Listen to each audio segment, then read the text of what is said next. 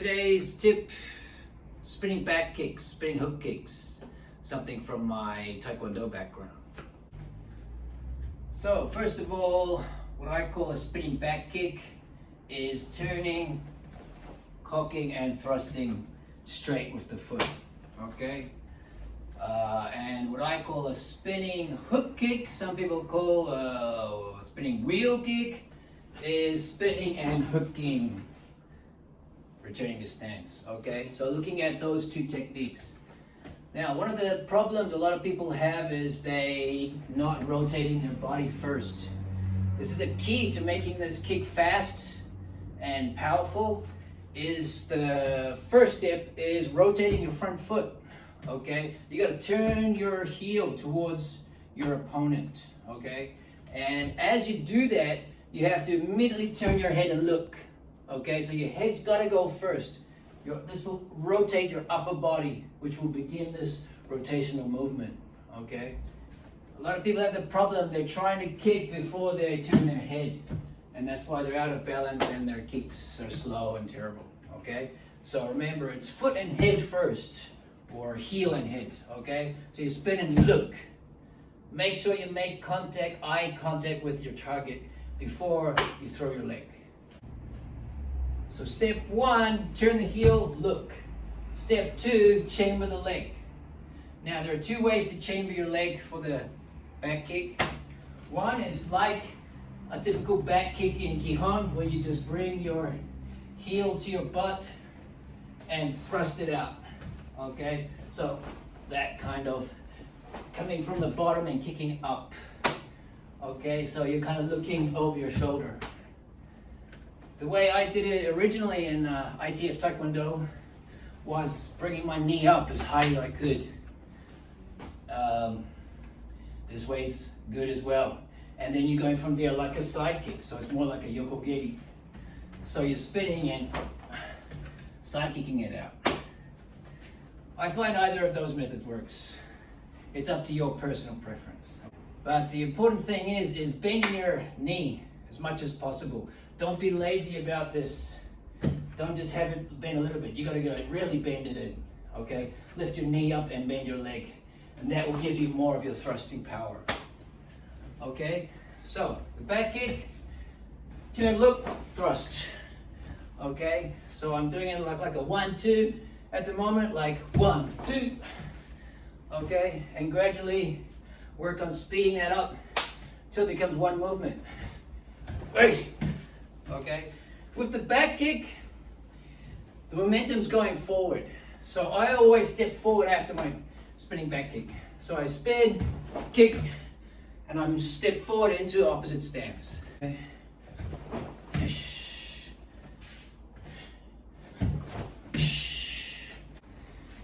Now the spinning wheel kick or spinning hook kick, for that, the momentum's not so much going forward as it is moving in an arc. So when I do that kick, I come back to my stance. So I do a full rotation. So I rotate, bam, back to stance. And for this kick, I always cock my knee up high to the side, like a side kick, but higher, okay? The higher you can chamber your leg, the better. And then I kick it out on an angle just to one side of my target, and I hook it. I hook the leg, hook it, bam, okay? I don't keep the leg straight. A lot of guys do this, it slows down your speed, and it's also not so good for your balance. I know capoeiras do this kind of style where they're maintaining balance by counterbalancing with their body. So this kind of kick, that's a different kick, okay? If you want to do a Taekwondo or karate style spinning hook kick, you need to chamber the leg, hook it out, and bring it back, okay? So it's at first like 2 steps, 1, 2, back to stance, 1, 2, back to stance, and gradually speed it up so it's like one flowing movement.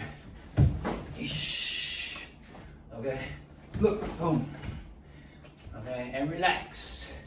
let your leg whip, okay? Whip. Okay. Whip. Okay, that's the spinning hook kick. Applying that kick. Thing is, in Taekwondo, they spar in a bladed stance, so they stand side on. So it's just as easy to kick with the front leg, turning into the back leg, or spinning is really easy as well. But in, say, other martial arts where we have low kicks and takedowns, we tend to fight with a square stance. We don't fight sideways, okay? So we tend to be more like this, which means if I just rotate my foot from here, my kick's going to end up going off that way. It's very hard to start here from a slightly squared stance and turn my foot and then rotate all the way around to try and kick there and see how I lose my balance. So you need to step across with your foot. Step across, then kick, okay? The problem with that is it can telegraph your kick. This step is already showing what you're gonna do.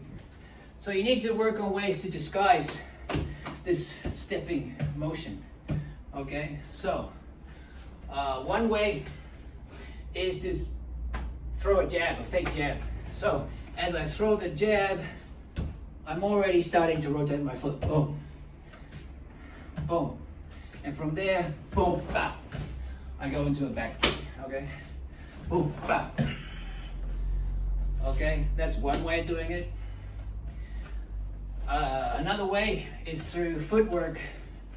You might see some guys like to, when they spar, move this front foot in and out. Rather than bouncing both feet, which can be really tiring, just move one foot in and out. One foot in and out. Okay, this can lead up to front leg, fast front leg snapping attacks, okay? And it can also enable you to say, I'm like this, and then I step out and I turn myself into a bladed stance. Okay, so I'm stepping, I'm already rotating into the kick. So it helps to disguise rather than just going, I'm like this. It's a little bit harder to read because my foot's constantly moving. Okay? Okay, so those are two ways to disguise the kick if you want to throw that kick as your attacking motion. Okay? But you can also use back kicks as a counter, and that's how I like to use them. Okay, so if you just, usually when you just try to throw a spinning back kick or something and someone's standing in front of you, 9 times out of 10, they'll just back off. They'll see it coming and they'll just back off. And you'll swish it to the air. You'll see it all the time. So you need to find ways to use it as a counter. One of the ways I've found is really good is after you receive a kick to the front of your body. So I'm orthodox. So if I receive my opponent's left middle kick to here, that's my signal to go. So say my opponent's in front of me, he's like bam bam, he's throwing a left kick, and then he's stepped back, okay? Because it hit me, he's going bam, I blocked it, and he stepped back. And the time between him kicking and stepping back is the time when I throw my kick, when he is vulnerable and unable to retreat.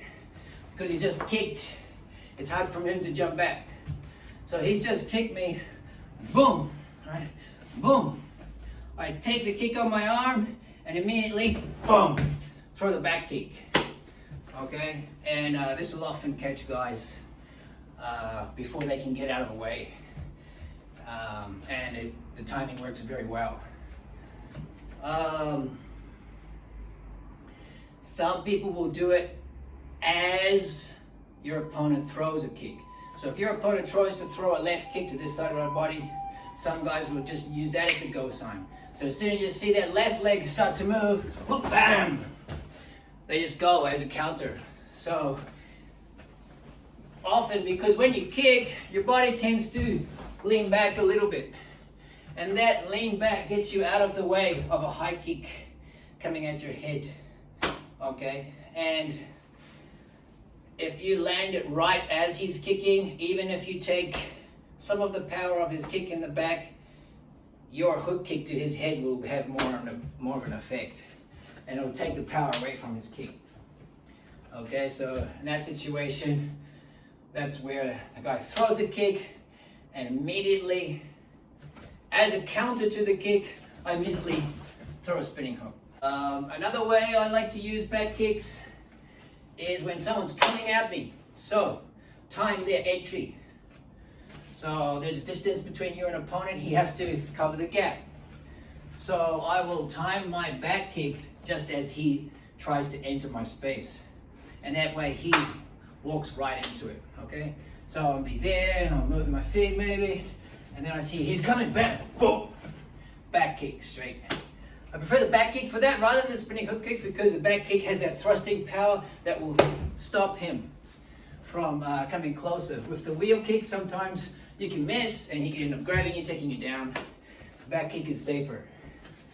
But don't do it if he's too close, because then if he gets in here, your kick gets jammed and it won't work.